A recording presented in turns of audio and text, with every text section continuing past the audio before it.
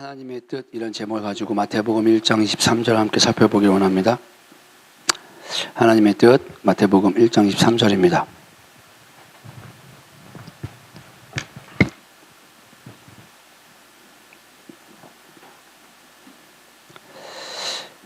찾으셨으면 함께 같이 읽도록 하겠습니다. 보라, 처녀가 잉태하여 아들을 낳을 것이요 그의 이름은 임마누엘이라 하리라 하셨으니 이를 번역한즉 하나님이 우리와 함께 계시다 함이라. 아멘. 그럼 하나님의 뜻은 우리와 함께하는 것입니다. 네, 끝났습니다. 설교. 오늘 이게 답니다. 자, 우리와 함께 하신다. 이거를 이제 길게 말해야 돼. 회원이 왔네요. 축복합니다. 휴가 나왔나요? 수고했습니다. 나라를 지켜주시냐고. 네. 할렐루야. 네, 감사합니다. 휴가를 금방 나오네. 고마워요. 네, 나라 지켜줘서. 여러분, 우리 벌써 12월입니다. 올해 이제 마지막이죠. 자, 이렇게 새벽에 와서 사무실에 앉아 있는데, 추우니까 온갖 난로를 다 틀고, 이제 불빛을 바라보면서 앉아 있었어요. 갑자기 주님이 저한테 그런 말씀 하시는 것 같아요. 12월이다. 그래서요. 한 해의 마지막이구나. 그래서 돌아보게 하셨습니다. 여러분들은 한 해를 돌아보면서 어떤 일들을 많이 겪으셨습니까? 이 12월이란 뜻이 히브리어로 아달이래요. 아달.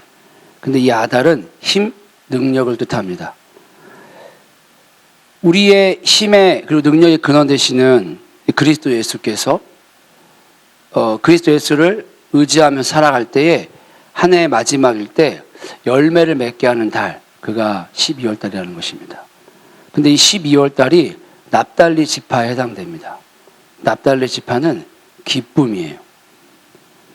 그리고 이 달은 불임절이 있는 달입니다. 죽어야 할 이스라엘 백성들이 살게 되었고 저주받아야 할 백성들이 생명을 얻게 된 달입니다. 그러니까 우리가 12월 아달이란 뜻은 내가 그리스도 예수를 힘삼고 그리스도 예수를 의지하며 살아가면 어떠한 열매를 맺게 되냐? 죽음과 저주했던 우리의 삶이 생명과 기쁨으로 바뀌어서 열매를 맺게 되는, 그래서 우리가 기뻐하게 되는, 웃음을 얻게 되는 달이라고 하는 것이 12월 달이라는 거예요. 그리고 이날 뭐 했냐? 봉헌 제물을 드렸습니다. 그렇게 봉헌 제물을 드릴 때 하나님이 함께 하시는 거예요. 하나님이 이 말씀을 깨닫게 해주시면서 돌이켜봤습니다. 내가 내 안에 계신 그리스도 예수를 의지하면서 올 한 해를 지나면서 저주가 죽음이 생명으로 기쁨으로 바뀌면서 열매를 맺게 된 일들로 말미암아 기뻐하게 된 것이 과연 무엇이 있었을까? 하나님은 그거를 지금 돌이켜보라고 하셨는데, 그런 말씀을 이제 12월이라는 단어 하나를 가지고 이렇게 생각이 든 겁니다. 생각을 하면서 돌아보게 됐습니다. 그러면 12월에 해당되는 이 의미에 있어서 열매는 과연 무엇이었을까? 여러 가지 일들이 올해 있었어요. 저희 개인적으로. KDS 아이들과 함께 이스라엘을 방문하기도 하고, 또 어르신들을 모시고 제주도를 방문하기도 하고, 또 개인적으로 하나님께서 인도하심이 있어서 또 어디도 갔다 왔습니다. 그리고 이제 지난주 화, 수, 목, 금은 이제 천안에 RSC를 다녀왔습니다. 가장 힘들었던 거는 RSC였어요. 추위에 약한데 밖에서 심판을 보는데 이렇게 내가 천국을 가는구나. 추워서 말을 못하는 건 두 번째고, 지금도 입술이 다 텄는데 입술이 다 트고 허벅지가 다 터버린 거예요. 그리고 발가락이 막 빨갛고 손가락으로 글씨가 안 써지고, 나는 빨리 가고 싶은데 애들은 계속 조금만 기다려주세요. 우리 애들 좀 있으면 와요. 예. 그리고 저는 메인 심판이 아니었는데 메인 심판들이 제가 오니까 그럼 제가 뒤에 이제 메인 심판들은 결승전을 한다는 거예요. 앞에 요것만 좀 봐주세요. 그러니까 요것만 좀 봐주세요가 아침 8시 반부터 4시까지는 꼼짝없이 같이 하고 이제 결승전들은 이제 메인 심판이요. 아, 이게 인생이구나. 주인공은 맨 마지막에 나타나는구나. 고생은 내가 다 하는구나. 너무 추운 거예요. 이틀 동안. 예. 그래서 너무 힘든데 생각을 했습니다. 근데 한 해를 돌이켜 봤을 때 힘든 것만 있지는 않았습니다. 어떤 열매를 보게 하셨을까? 가장 큰 기쁨과 열매는 6월 달이었습니다. 그때 빌리그램 집회가 있었어요. 이 땅에 50년 만에 그 전도 집회를 기념을 해가지고 극동방송이 이제 누구죠? 그 아들 다 해먹죠. 아빠랑 아들이 다 해먹고 아들이 와서 이제 집회를 하는 현장이었습니다. 그 현장을 가기 전에 포스터에 뭐가 붙었냐면 그 다음 세대는 금요일날 하는 거예요. 금요일날. 근데 그게 4시 반이었어요. 근데 그게 너무 가고 싶은 거예요. 사랑의 교회에서 했는데 그거는. 근데 4시 반이면 갈 수가 없는 거예요. 금요일날. 4시 반이면. 근데 저희 이제 교회 애들이 거기 너무 가고 싶다는 거예요. 덩달아 KDS 애들도 같이 이렇게 합류를 해서 이제 선생님들이 그러면 가라라고 해서 누군가 가야 됩니다 라고 하니까 갈 사람이 저밖에 없는 거예요. 아, 감초가 이런 거구나. 5만 군이 다 갑니다. 예. 그래서 애들을 데리고 이제 사랑의 교회를 갔습니다. 그 BY라고 혹시 아십니까? BY. 아는구나. BY를 만났습니다. 그 사람은 말을 이렇게 안 해요. 샬라라라 막 빨리 합니다. 막 애들이 너무 좋아하는 거야. 나는 무슨 말인지 하나도 못 알아듣겠어. 이게 뭔 소리야. 근데 나와 같이 무슨 말인지 알아듣지 못하고 점점 좀 뒤로 나오는 사람들을 보니까 다 선생님들인 거야. 맨 뒤에 다 선생님들. 그리고 애들은 점점 앞으로 가는 거예요. BY가 왔으니까. 막 신난 거예요. 그래서 아, 그렇구나. 저 BY 노래 들으러 내가 여기 왔구나. 네, 그래서 기뻤습니다. 많이 왔어요. 그 다음 세대가. 근데 예배를 시작하는 거예요. 근데 BY에게 들었던 예배가 아니죠. BY에게 반응했던 것과는 180도 바뀐 것을 느꼈습니다. 자원해서 예배를 드리는 거예요. 애들이 막 앞으로 나가는 거예요. 예배 드리는데. 선생님들도 이제 더 이상 BY 소리가 안 들리니까, 찬양이 들리니까 다 손 들고 예배하는 거예요. 저도 손을 들게 됐습니다. 근데 그냥 서서 못 들었고요. 엎어졌어요. 임재가 너무 강해서. 엎어진 적이 살면서 2번밖에 없는데 그때가 2번째였습니다. 엎어졌는데 한없이 눈물이 나오는 거예요. 그러면서 하시는 말씀이 저에게 성령 내적으로 내가 너희 부모 세대를 통해서 50년간 은혜를 부어서 이 나라를 이렇게 세웠다. 그리고 이제 이 다음 세대가 그 바톤을 이어받고 이 세대가 50년의 역사를 책임질 것이다. 너는 이들을 위해서 중보해라. 한없이 눈물이 나더라고요. 한없이. 그러면서 주신 단어가 뭐였냐면 룻이었어요. 룻. 룻은 히브리어로 친구란 뜻이 있습니다.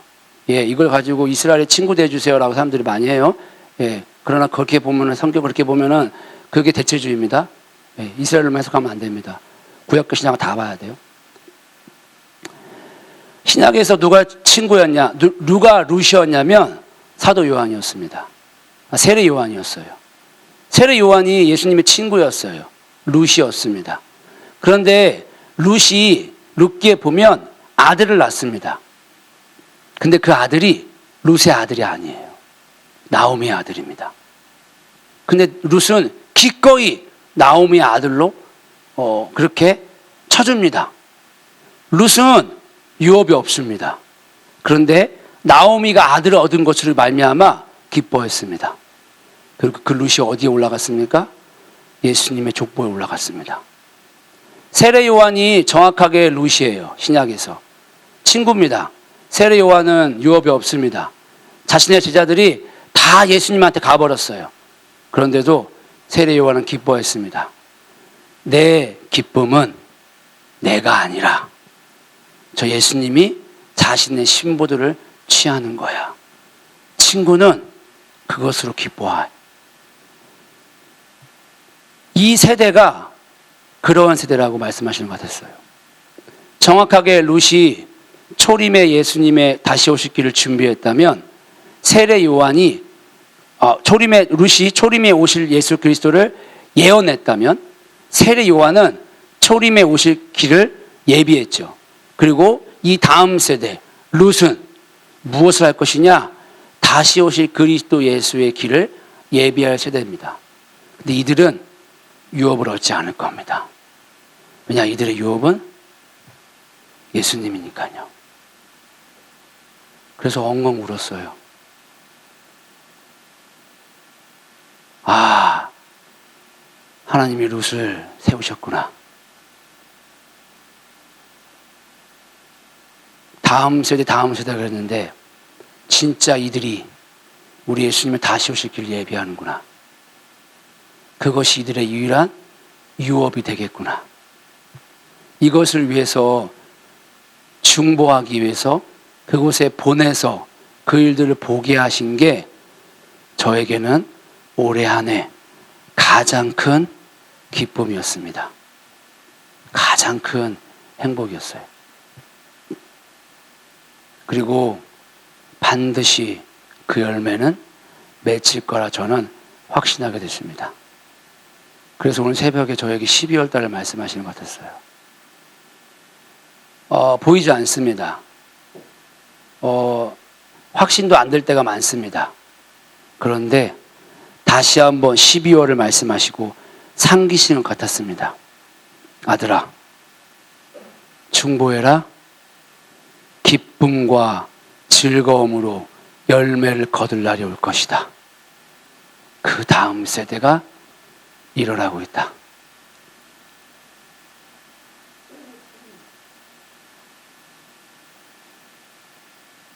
그 열매를 맺는 영광교회 12월 되길 축복합니다.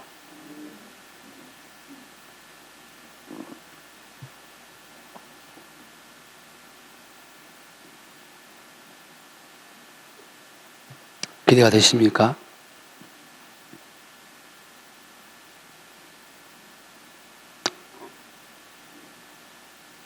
그래서 저는 오늘 목사님이 안 나오시는 거를 어제 이제 가시면서 내가 몸이 안 좋아. 혹시 모르니까 준비해. 라고 하셨어요. 근데 진짜 안 좋아 보이시더라고요. 근데 저는 준비 안 했거든요. 왜 준비 안 하냐? 부활하셔서 오실 것을 믿었어요. 그래서 준비 안 했습니다. 진짜 안 했습니다. 근데 새벽에 우리 우림이가 굴러 떨어졌어요. 침대에서. 제가 이 세상 제일 사랑하는 게 우림이거든요. 발가락 멈추고 저는 깹니다. 막 소리 지르고 뭔 일이냐고. 깨서 보니까 4시. 이 또한 뭔가 있겠지. 그래서 가야 되나 보다.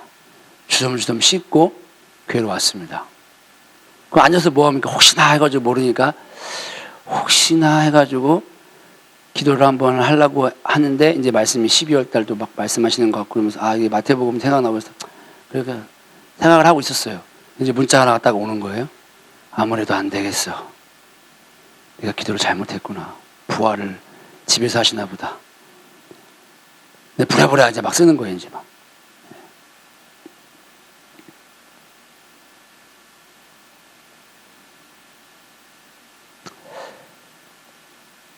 근데 목사님이 하신 페이퍼를 제가 알잖아요.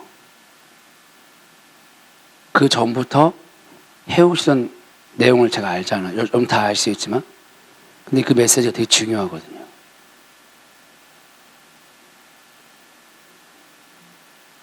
그 메시지는 나라를 바꾸는 게 아니고 처음엔 나라를 바꾸겠다 그랬는데 어느 순간에 이거는 세계를 바꾸겠구나. 어느 순간에는 이거 예수님 다시 오시겠구나.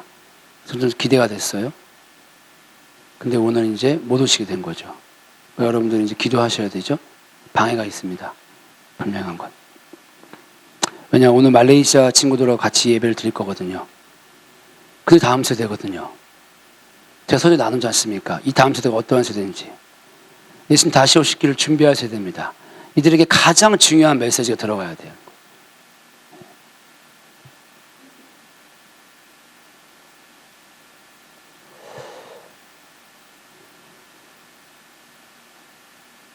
예수님이 하나님이셨어요. 부정하지 않으시죠? 예, 다 아무도 부정하지 않으시죠? 예수님 하나님이셨습니다. 온 세상을 창조하실 때부터 예수님 거기 계셨습니다. 창세기 1장 1절에 우리가 보니까 창세기 1장 1절 한번 볼까요? 이거는 여기 있죠? 태초에 하나님이 천지를 창조하시니라. 여기에 우리 예수님이 있습니다. 이 태초에라는 단어가 베레시트예요. 베레시트. 근데 이 베레시트가 베라는 접속사와 레시라는 말이 붙은 겁니다. 끝에 트는 전미어예요. 그냥 발음상 쓰는 겁니다. 근데 이 베는 뭐뭐 안에서라는 뜻이에요. 근데 이 레시는 머리라는 뜻이 있습니다. 자, 그러면 그냥 원어 그대로 직역을 하면 머리 안에서 엘로힘이 그 하늘과 그 땅을 창조했다라고 말하고 있는 거예요. 그래서 그 하늘과 그 땅이 뭐냐? 계시록에 보면 새 하늘과 새 땅이 되는 것이죠. 자, 그런데 머리 안에서 창조했대요. 머리 안에서. 제가 제일 존경하는 인물이 바울입니다. 바울이 창세기를 해석해 주고 있어요. 골로새 1장 15절부터 보니까 그는 보이지 아니하는 하나님의 형상이시오 모든 피조물보다 먼저 나신 이시니 만물이 그에게서 창조되되 하늘과 땅에서 보이는 것들과 보이지 않는 것들과 혹은 왕권들이나 주권들이나 통치자들이나 권세들이나 만물이 다 그로 말미암고 그를 위하여 창조되었고 또한 그가 만물보다 먼저 계시고 만물이 그 안에 함께 섰느니라. 그는 몸인 교회의 머리시라 라고 하면서 예수가 머리다라고 해석을 해주고 있는 거예요. 자, 그러면 사도 바울의 해석을 가지고 창세기를 보면 확연해집니다. 예수 안에서 그 하늘과 그 땅을 창조했다는 거예요. 그러니까 예수님이 창조주이십니다. 우리가 예수 안에서 창조되었어요. 그러니까 우리가 돌아갈 곳은 물리적인 천국과 천국이 아닌 거예요. 물론 갑니다. 물리적인 천국. 우리가 가야 할 곳은 가나안 땅이 아닙니다. 물론 들어갈 겁니다. 그런데 더 근본적으로 우리가 돌아갈 곳은 어디냐? 그리스도 예수 안이 되는 것이죠. 하와가 어디서 나왔습니까? 아담의 몸 안에서 나왔잖아요. 아담의 몸 안에서 뼈 하나를 뽑아서 하와를 만든 것처럼 저와 여러분들이 여자인데 여자가 어디로 들어가야 되냐? 다시 원래 있던 자리, 남자의 몸 안으로 들어가야 하는 것입니다. 그렇게 예수님은 창조주시고 모든 것의 시작이셨어요. 우리의 찬양과 영광과 존귀를 받기에 합당한 유일하신 분이 그리스도 예수이십니다. 아멘. 우리 중고등부랑 할 때 제가 리액션을 많이 강조해요.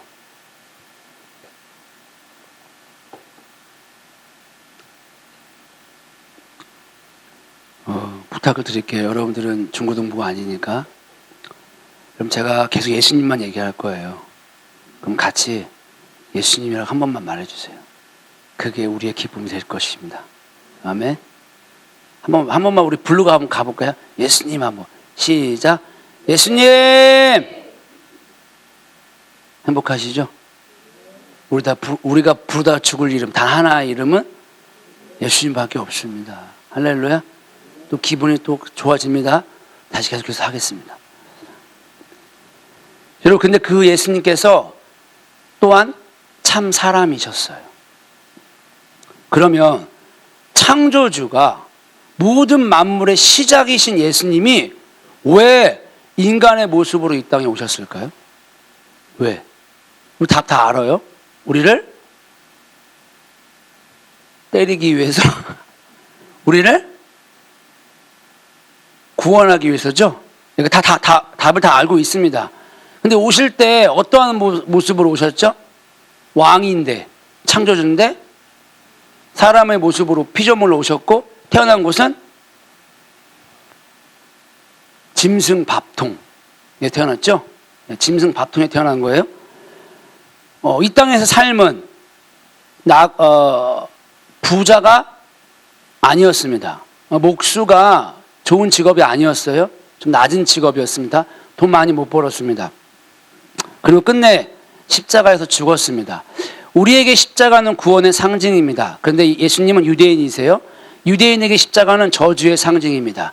그러니까 이스라엘 백성은 그러니까 유대인들은 예수님을 메시아로 인정할 수가 없습니다. 아니 어떻게 메시아가 하늘의 저주를 받고 죽냐라고 의문을 제기하면 할 말이 없는 거예요. 할 말이 없는 거예요. 그러니까 그것도 말씀대로 그대로 죽은 겁니다. 저주를 받고 죽으셨어요. 그러니까 예수님의 인간의 일생은 어쩌면 볼품 없습니다. 볼품 없습니다. 그 왜 이런 일을 감당했냐는 것이죠. 여러분 짐승의 밥통, 이 짐승의 밥통이 어디입니까? 우리의 마음이죠. 우리가 짐승이잖아요. 우리 예수 없이 살아가면 짐승입니다. 이런 짐승 같은 나에게 이 마음에 누가 찾아오신 거예요? 예수님이 찾아오신 거예요. 내 안에는 가시가 너무 많아요. 그 노래가 있잖아요. 겨울 되니까 생각나는 노래. 가시나무.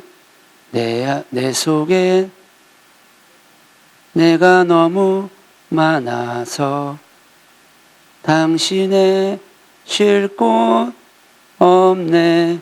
여러분, 저와 여러분들이 그런 존재였단 말이에요. 우리 안에 가시예요. 우리는 짐승 밥통입니다. 우리 안에 창조주가 거할 수 없습니다. 쉴 수가 없는 거예요. 그런데 그 예수님이 오신 거예요. 왜 왔냐는 거예요. 왜? 도대체 왜? 10년을 질문했어요. 왜 오셨어요? 물론 지식적인 답을 많이 알았습니다. 인간이 죄를 지었으니까 인간의 모습으로 오셔야 했어요. 네, 당연하죠. 그런데 그게 저에게 주신 답이 아니었어요. 제가 영어 찬양을 듣고 있는데 거기에 한국어에 없는 가사가 나오더라고요. 내가 너 없는 하늘을 원하지 않았어. 그때 제가 사무실에 있었을 때인데요. 사람들이 굉장히 많았거든요. 근데 저는 성령님 임하면 체면 차리지 않습니다. 대성통곡했습니다. 사람들 다 쳐다보더라고요. 왜냐? 제가 10년 질문했다고 그랬잖아요. 왜 왔냐고. 왜 인간의 모습으로 왔냐고. 대성통곡했어요. 예수님은 내가 없는 하늘을 원치 않아서 이 땅에 창조주가 인간의 모습으로 거할 곳이 없는 이 마음에 더러운 짐승 같은 이 마음 가운데 오신 겁니다. 천국은 어떤 곳입니까? 거기는 온통 예수님밖에 없어요. 그리고 예수의 사랑으로 완벽하게 회복된 나, 하나님 형상의 나, 그리스도 예수와 같은 존재인 나밖에 없습니다. 그래서 하나님이 하나님만을 사랑하는 거예요. 예수님이 우리를 이유는 우리가 그리스도 예수로 하나님의 형상으로 회복되었기 때문에 우리를 사랑하는 것입니다. 그런데 우리가 이 땅에서 그리스도 예수를 모르고 살아간다면 우리는 거기에 없게 되는 거예요. 근데 예수님의 목적은 뭐냐? 처음부터 마지막까지 그리고 영원히 나와 함께 하는 것입니다. 그래서 이 땅에 오신 겁니다. 그래서 나와 함께 하고 싶은 그 갈망이 그리스도 예수가 창조주가 피조물의 모습으로 이 땅에 오게 하셨고 십자가의 저주를 감당하도록 만든 것입니다. 예수님의 관심은 이 땅에 자기가 낮아지는 것, 고통받는 것, 거기에 관심이 있지 않았어요. 오직 단 하나, 나와 함께 있고 싶은 것입니다. 아멘. 그럼 질문이 들어가야 될 텐데요. 오늘 예배 드렸는데 이 예수님의 열망이 여러분들의 마음을 움직이고 계십니까?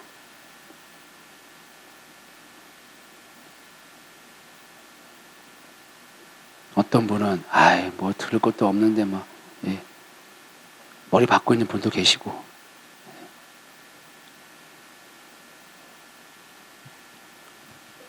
요한복음 19장 28절에 그 후에 예수께서 모든 일이 이미 이루어진 줄 아시고 성경을 응하게 하려 하사 이르시되 내가 목마르다 하시니.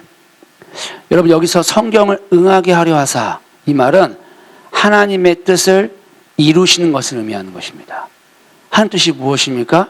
우리와 함께 있는 것입니다. 이스라엘 백성들을 애굽에 건지신 이유도 단 하나였어요.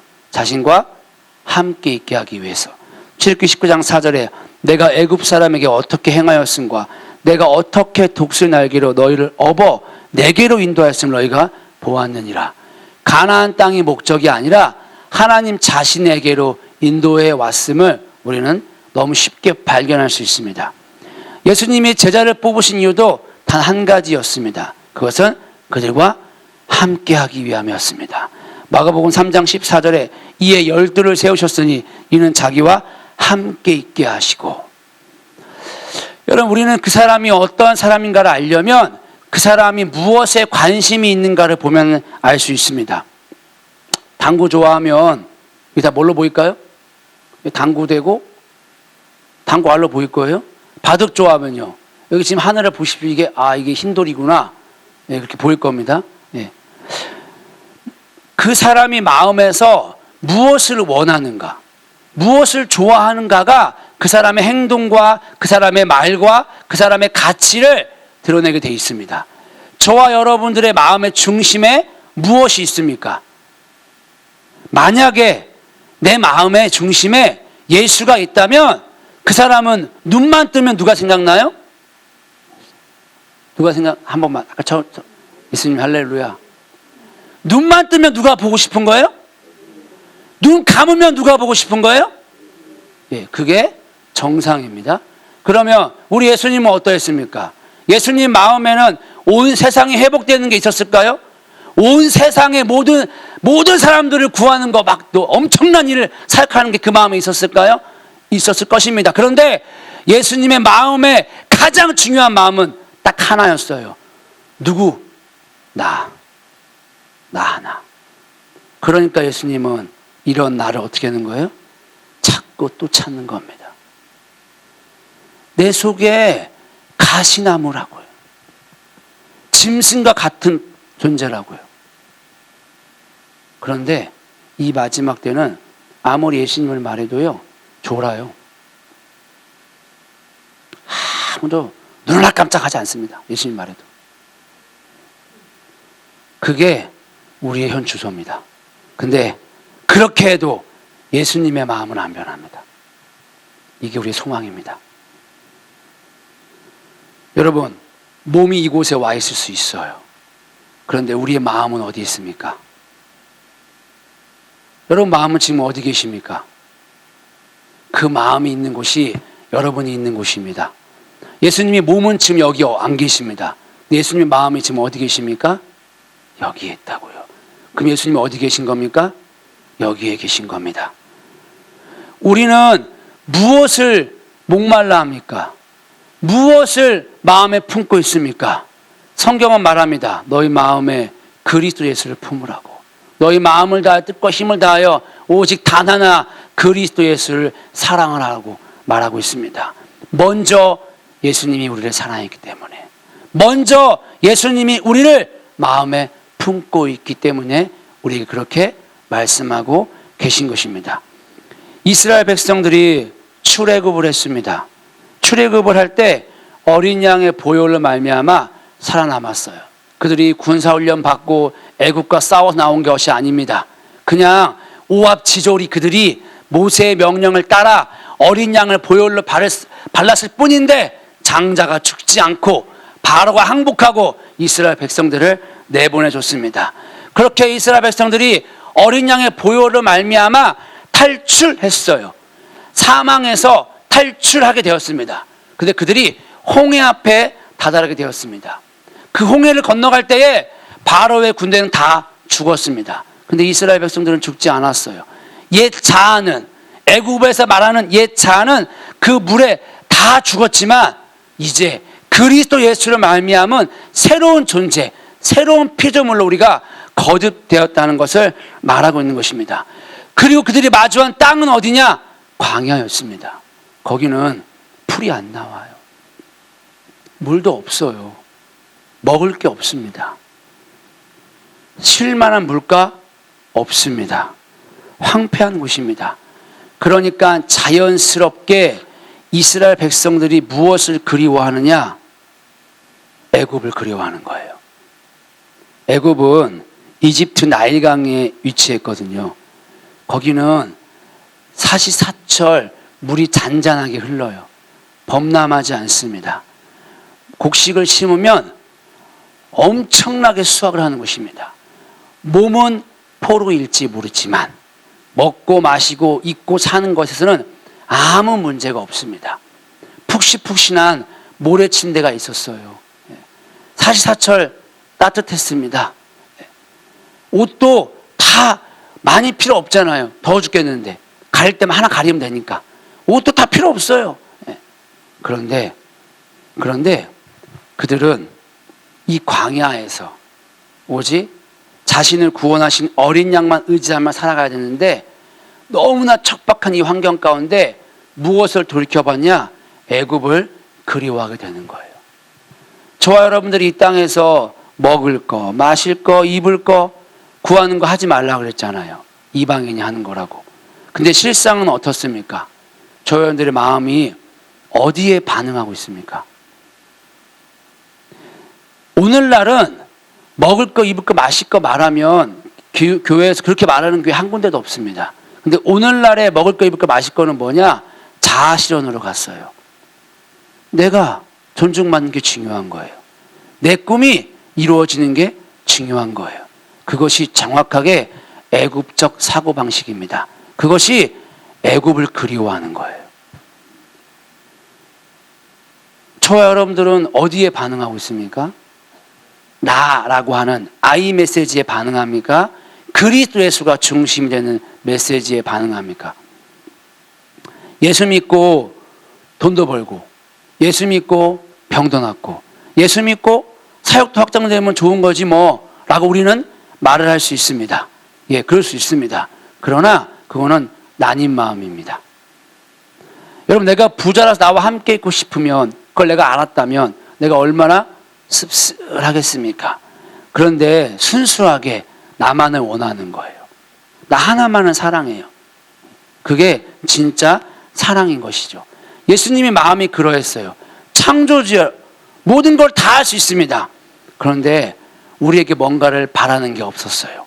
이러한 나를 예배해 주기를, 이러한 나를 섬겨 주기를, 이러한 나를 위해서 뭔가 해 주기를 예수님은 바라지 않았습니다. 그저 존재 자체로만 예수님은 우리를 만족했습니다. 점도 흠도 없이 나 하나를 원했던 거예요. 우리가 이걸 안다면 저와 여러분들도 어떻게 예수님께 반응해야 됩니까? 점도 흠도 없이 순수하게 오직 그리스도 예수 한 분만을 사랑해야 되는 거예요. 그 마음을 지켜야 하는 것입니다. 여러분, 그 마음 지키면 모든 게 다 더해집니다. 북한에서 우리 애들한테 그런 말을 많이 했는데, 소고기국하고 흰 쌀밥 줄 테니 날래날래 넘어오시라야. 그럼 우리 태훈이가 옳다구나, 이놈의 헬조선 내가 넘어가리라, 국가 기밀을 팔아먹고 넘어가리라, 그러시겠습니까? 그렇게 한 거 아니죠? 여러분, 그럴 수 있는 대한민국 사람이 누가 있습니까? 이게 얼마나 웃긴 겁니까? 아, 예수 믿었더니만 병이 나았어요. 예수 믿었더니만 이런 사역이 막 일어나요. 예수 믿었더니만 돈도 많이 벌게 됐어요. 여러분, 그 모든 것을 다 따라 붙일 수 있습니다. 근데 우리의 마음이 어디 있냐고요? 진짜 마음이 어디 있냐고요? 우리 마음이 후자 이거 믿었더니만 병 낫고 돈 벌고 사역 막 확장 이런 거 자랑하면요, 그게 정확하게 북한이 소고기 입고 가고 신살발 죽게 넘어오라야 여기에 넘어가는 것과 똑같은 겁니다. 넘어갈 수 있는 사람 한 명도 없어요, 대한민국 사람에서. 그런데 오늘날 하나님의 백성들은 어떻습니까? 어디에 마음이 있으십니까? 이 마음은 하나님과 나밖에는 몰라요. 선교의 사역이 엄청나게 확장됩니다. 갈 때마다 기도하는 거 하나 있습니다. 내가 저 사역에 마음이 흔들리지 않게 해주세요. 사역 많이 한다고 예수님과 함께 있을 수 있는 것이 아닙니다. 기도 많이 한다고 예수님과 함께 있는 것이 아닙니다. 전도 많이 한다고 예수님 보좌 우편에 앉는 거 아닙니다. 예수님의 십자가의 사랑을 순수하게 아는 자들이 예수님과 함께 있는 것입니다. 이게 유일한 비결입니다. 그러니까 쉬운 거예요. 어렵지 않습니다. 우리가 이 마음 모르면 종교인 됩니다. 안고 없는 찐빵과 같은 신앙생활을 하게 됩니다. 반드시 두 가지의 모습이 드러납니다.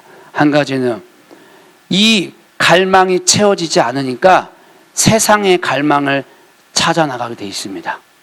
몸은 여기에 있을지 모르지만. 두 번째는 더더욱더 율법적인 행위로 나아가게 되어 있습니다. 왜냐? 그렇게 해서 내 마음을 채우려고 하기 때문입니다. 그런데 둘 다 어떤 현상이 발생하느냐? 하나는 우월감, 하나는 낮은 자존감으로 오르락내리락 하게 되어 있는 거예요. 거기에는 열매가 없습니다. 십자가는 우월감에 빠지지 않고요, 십자가는 자기 연민에 빠지지 않습니다. 십자가는 예수님의 사랑 안에 거하게 됩니다. 오늘날 예수님의 백성들이라고 말하는 하나님의 백성들은 어떠한 모습입니까? 오늘 예배를 왔는데 저와 여러분들이 이 십자가의 사랑이 마음을 치고 있습니까? 아니면 뭔가를 원하는 것이 있습니까? 그것이 하늘로부터 온 비전이라 할지라도 예수님과는 비교할 수가 없는 것입니다. 사도 바울이 이방인의 사도로 부름받았습니다. 그런데 사도 바울은 처음부터 그의 마지막 날까지 단 하나 원했어요. 오직 그리스도 예수 알기를. 그게 신앙인입니다. 그래서 사도 바울은 이렇게 말합니다. 빌립보서 2장 5절에 너희 안에 이 마음을 품으라. 곧 그리스도 예수의 마음이니. 우리가 이 세상을 살아갈 수 있는 유일한 비결은 윤리, 도덕, 종교 행위를 많이 해서가 아닙니다. 오직 단 하나, 그리스도 예수의 이 마음을 알고자 할 때에만 이 세상을 넉넉히 이겨낼 수가 있는 것입니다. 죄에 대한 승리는 거기에서 오는 것이 아니에요. 뭐 은사 받고 기도해주고 끊어지고 그렇게 되는 게 아닙니다. 그리스도 예수의 십자가의 사랑이 충만히 거할 때 죄에서 승리가 오게 되는 것입니다. 예수님이 빛이에요. 빛은 어둠과 함께 할 수 없습니다. 이 마음을 알게 했는데 어찌 어둠 가운데 거할 수 있겠습니까? 우리가 어둠 가운데 여전히 행하고 있다는 것은 그리스도 예수의 십자가의 사랑을 모르고 있다는 증거가 되는 것입니다. 그러니까 우리는 어디로 나오면 되느냐? 이 십자가의 사랑 알기를 갈망하는 자리로 나오면 되는 겁니다. 그러니까 쉬운 거예요. 만약에 몇 명의 특정한 은사를 가진 사람이 죄를 끊어내고 막 생명을 준다고 한다면 그거는 무당이죠. 그리고 그런 사람은 아주 극소수밖에 없습니다. 근데 우리 예수님의 사랑은 보편적이에요. 모든 만민에게 동일하게 역사하십니다. 십자가의 사랑이 진짜 경험되면 어둠에 거할 수 없어요. 아무것도 자랑하지 않게 됩니다. 다나 뭐밖에 안 보여요? 예수님밖에 안 보여요. 연애할 때 생각해 보세요. 연애할 때. 우리 김영훈 장로님이 제가 보기에 영광교회 제일 잘생겼는데 안 계시니까. 연애하실 때 집사님이 많이 따라다니셨어요? 김영훈 장로님이 많이 따라다니셨어요? 네? 그럼 그 둘 사이에 누가 끼어들었습니까? 뭐지 이거? 아무도 못 끼어들죠? 네. 사랑하는 사이에는 껴들 수가 없어요. 그 둘은 하트 시그널이라고 그러잖아요. 둘만 주고받는 눈빛과 말과 행동이 있는 거예요. 예수님을 사랑하게 되면 예수님과 주고받는 눈빛과 행동과 말들이 있어요. 그게 실제가 돼야 죄를 이기는 겁니다. 죄를. 그럼 내가 죄를 못 이기고 있네? 그거는 아직 뭘 모르는 거예요? 십자가 사랑 모르는 겁니다. 그러니까 아주 간단해요. 누구의 이름을 부르면 됩니까? 예수님의 이름을 부르면 됩니다. 그러면 함께 해주십니다. 그러면 그 사랑이 경험되면 죄가 끊어집니다. 여기저기 기도받아 댕기는 거는 저기 그럴 필요 없어요. 우리 내가 있는 곳에서 골방에서 누구의 이름 부르면 되는 거예요? 예수님의 이름 부르면 됩니다. 아주 쉽습니다. 우리는 이 사랑을 알기를 갈망합니다. 그러면 반드시 일어나는 현상이 있습니다. 세상이 조롱합니다. 세상이 멸시합니다. 야! 십자가 사랑만 알면 되냐? 야! 예수님만 알면 되냐? 다른 것도 알아야지! 라고 말을 합니다. 조롱합니다. 무시합니다. 멸시합니다. 야! 예수님이 뭐 능력 있어? 예. 지금 나간 사람이 있어요. 예. 능력 있어? 뭐 별거 있어? 라고 말합니다. 그렇게 조롱받게 돼 있습니다. 그러나 기뻐하십시오. 우리 예수님이 직접 말했습니다. 너희가 나 때문에 핍박을 받을 거고 나 때문에 조롱을 받을 거라고. 핍박과 조롱받을 때 기뻐하십시오. 그게 예수님의 사랑을 알고 있는 증거입니다. 술람미가 껌둥이였어요. 오해하지 마세요. 네, 노예였다는 뜻입니다. 왕과 만날 수 없습니다. 그런데 왕의 사랑을 입었습니다. 술람미가 뭐 대단했을까요? 엄청 이뻤을까요? 막 소위 말해서 뭐 S라인이에요? 뭐 학벌이 뛰어나요? 그래서 받았다면 조건이 있어서 사랑받는 거죠? 그걸 그렇지 않았을 거예요. 술람이 아마 뚱뚱했을 겁니다. 일하는 사람이 마른 거 봤습니까? S라인인 사람이 농사 짓는 거 보셨어요? 네? 농사 짓는 사람의 피부가 어떻습니까? 네. 힘이 좋아야 돼요. 네, 힘이 좋아야 돼요. 아마 뚱뚱했을 거고 체력도 좋았을 겁니다. 남들이 보기에는 흠모할 만한 것이 하나도 없었을 거예요. 예, 그런데 한 거 아무것도 없어요. 그냥 술람미가 솔로몬 사랑하기로 작정했어요. 저와 여러분들이 예수님 앞에 나아갈 때 우리를 예수님이 뭔가 해가지고 우리를 구원했습니까? 내가 뭔가 열심히 해서 나에게 찾아오셨나요? 여기에 그런 분 단 한 명도 없습니다. 저는 제가 뭔가 뛰어나가지고 내가 직접 교회를 갔거든요. 누가 저 전도하지 않았어요. 그냥 제가 인생의 허무함을 느꼈어요. 그리고 인생의 끝이 뭘까 하는 걸 고민이 생겨가지고 여러 종교에 있어서 기독교가 답을 주겠다 생각을 해가지고 제가 교회를 찾아갔습니다. 그런데 나중에 보니까 그게 엄청 교만한 생각이었던 거예요. 하나님의 손길이 나를 교회를 이끈 거예요. 그 은혜 앞에 얼마나 울었는지 모릅니다. 저 여러분들이 잘나가지고 교회 오지 않았습니다. 대대로 믿은 거 아닙니다. 그저 예수님의 사랑이 강권적으로 찾아온 겁니다. 여러분들이 S라인이라서 여러분이 초특급 미녀라서 찾아온 거 아니에요. 공부 많이 해 찾아온 거 아닙니다. 그냥 그 사랑이 온 거예요. 그러니까 우리가 조롱받고 멸시받고 막 수치 맨날 예수만 얘기 그렇게 해도 끝까지 예수만을 말할 수밖에 없는 이유는 무엇입니까? 그 사랑을 맛보았기 때문인 거예요. 다른 거는 비교할 수 없어요. 여러분, 방해꾼이 있어야 그 사랑이 더 절절해집니다. 하지 말라 그래야 더 하고 싶어지는 거예요. 로미오와 줄리엣이 왜 비극적인 사랑의 대명사였습니까? 양가 집안이 반대했기 때문에. 반대 안 했으면요, 로미오와 줄리엣이 역사에 남았을까요? 안 남았어요. 그저 그런 사랑 중에 하나인 거예요. 저와 여러분들이 그리스도 예수를 사랑함에 있어서 이 세상에서 방해꾼들이 많습니다. 조롱받을 겁니다. 수치받을 겁니다. 그럴 때 기억하십시오. 그 사랑이 남을 겁니다. 그 사랑이. 할렐루야. 왜 이렇게 기쁜지 모르겠어요, 저는 지금. 여러분, 사랑은 그래서 간절함입니다. 여러분, 사랑이 좋은 겁니까?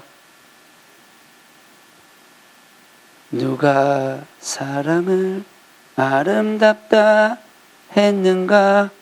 여러분, 누가 사랑을 아름답다고 했습니까? 조용필입니까? 여러분, 사랑은 아름다운 거 아니에요. 사랑은 아픔이에요. 사랑은 그리움입니다. 아, 이거 좀 웃어주셨어야지. 내가 좀 분위기 좀 풀어주고 하지. 예? 경직돼가지고 뒤에서는 엎어져 있고 막. 예? 예?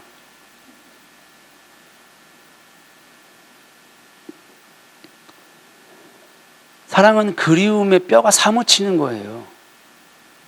여러분, 엔조이는요, 엔조이는 육체적인 쾌락밖에 남지 않습니다.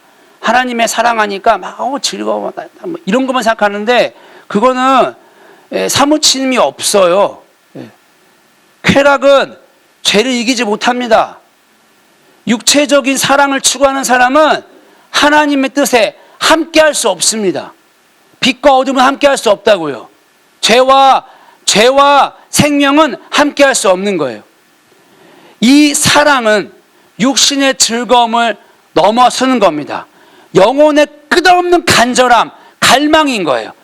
예수님의 내가 목마르다 하는 이 말에 응답인 거예요.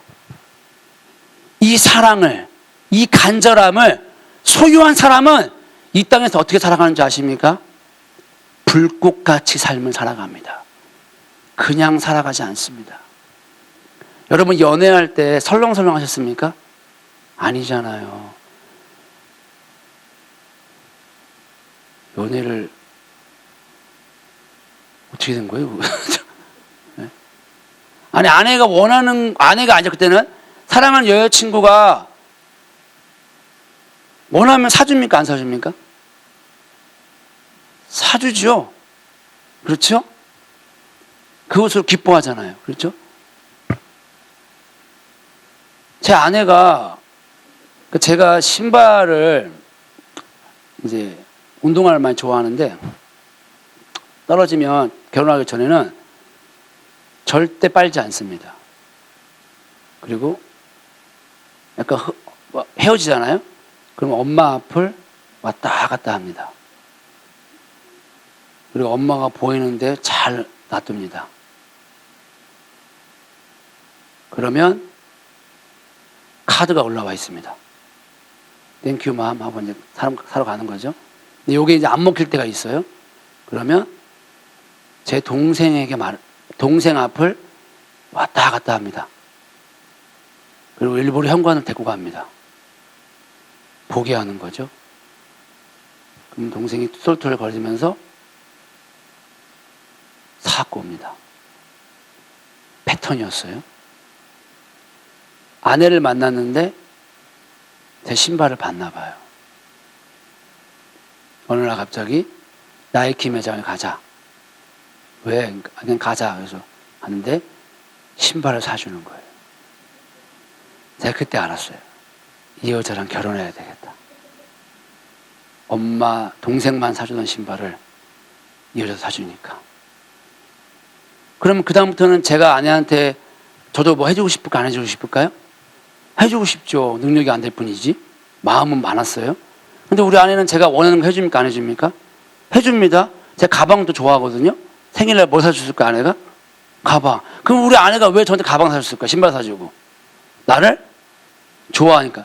나를 더 좋아했어요. 그러니까 신발 사주고 가방도 사주는 거예요.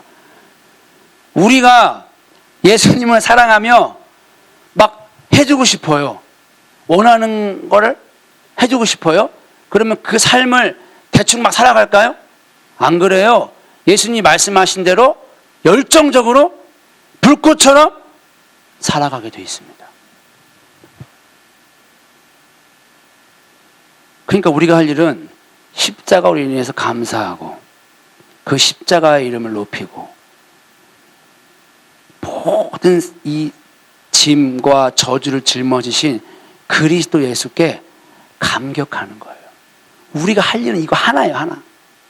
매일매일 그 사랑에 감사하고 또 감격하는 거예요. 그렇게 일주일을 살고 오늘 모여서 그 사랑에 너무나 감격스러워서 그 사랑을 또 올려보내고 그 사랑으로 함께 서로 나누는 것. 그게 우리가 해야 될 유일한 일인 것입니다. 유일한 일. 오늘 제가 이 요한복음 19장 28절에 보니까 성경을 응하게 하려 하사 라고 하면서 그 앞절에 모든 일이 이미 이루어진 줄 아시고 그래서 모든 일. 도대체 모든 일이 뭔가? 예수님이 우리의 어떠한 모습이라도 십자가에서 다 받아준다는 것입니다. 여러분 마태복음 1장에 예수님 족보 나옵니다. 거기 므낫세가 나와요.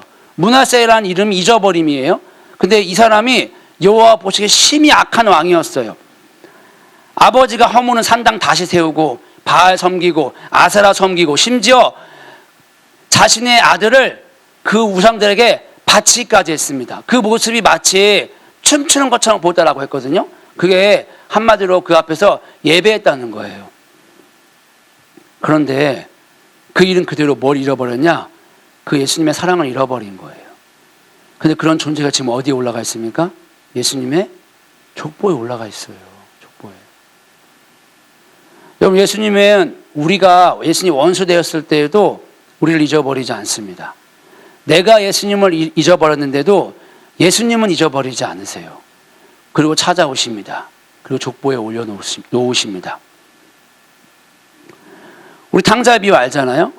예, 아빠한테 재산 좀 줘요. 그러고 있을 수 없는 일입니다. 아빠가 죽으세요라고 하는 말 똑같은 말이에요. 근데 아빠가 재산을 나눠줍니다. 다 쓰고 돌아왔어요. 아빠 집에 가면 먹을 게 있겠지. 종이라도 나를 써주겠지. 라는 심정으로 온 거예요. 그런데 그 아버지가 어떻게 합니까? 멀리서 본 거예요. 달려나갑니다. 그리고 안고 입 맞추고 옷을 갈아입히고 가락지 끼우고 신발 갈아 신기고 뭐합니까? 잔치 벌립니다. 여러분 천하의 훌의 아들도 있어서는 안 될 아들도 지금 누구의 사랑 안에 있는 거 여전히 아버지의 사랑 안에 있는 겁니다. 여러분 우리가 검지만 아름답다고 하신다고요. 술람미는 누가 봐도 볼품 없어요.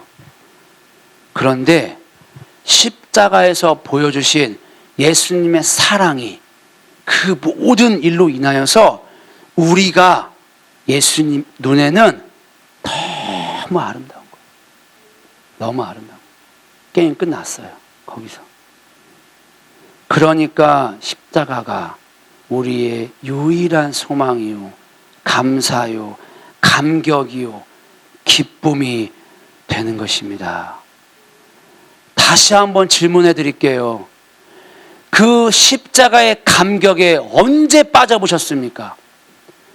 주체할 수 없는 그 감격과 감사의 눈물이 그리스도 예수를 향한 그 찬양과 경배가 중심에서부터 올라오는 그 예배가 언제 우리에게 있었습니까?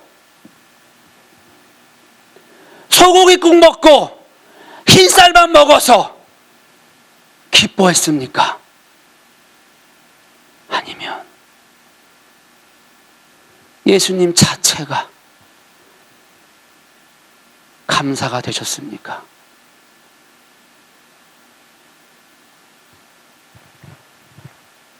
예수님이 목마르다고요.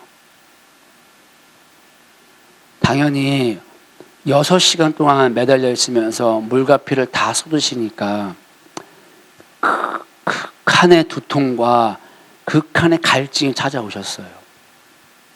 그런데 그것은 말씀을 성취하신 것이기도 했습니다. 시편 69편 21절 보니까 그들이 쓸개를 나의 음식물로 주며 목마를 때에는 초를 마시게 하였사오니. 그러니까 예수님은 끝까지 뭐만을 바라보고 있었냐? 하나님의 말씀, 하나님의 뜻만을 바라보고 있었던 거예요. 그 고통 가운데서도 단 하나 원하는 거예요. 나와 함께 있길 원하는 아버지의 뜻이 이루어지기를. 그래서 이 쓸개 탄 포도주를 마시지 않았던 것입니다.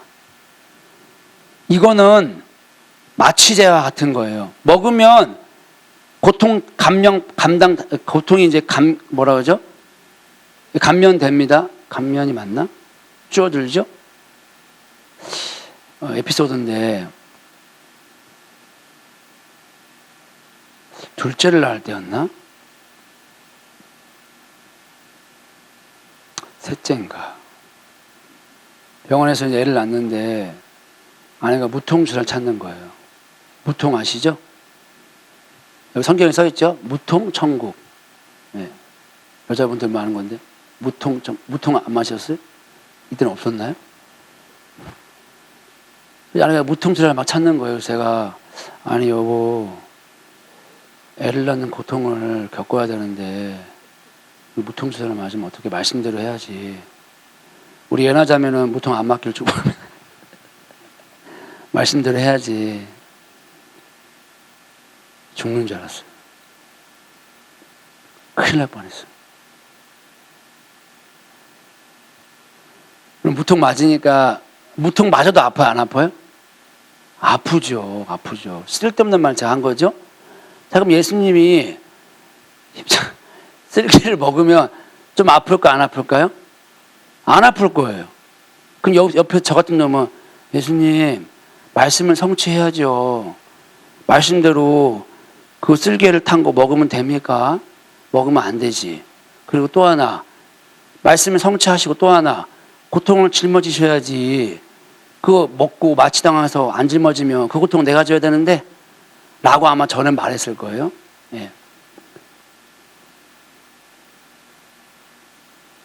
예수님은 말씀도 성취할 뿐더러 정말 그냥 그 말씀 그대로 다 고통 당하신 거예요.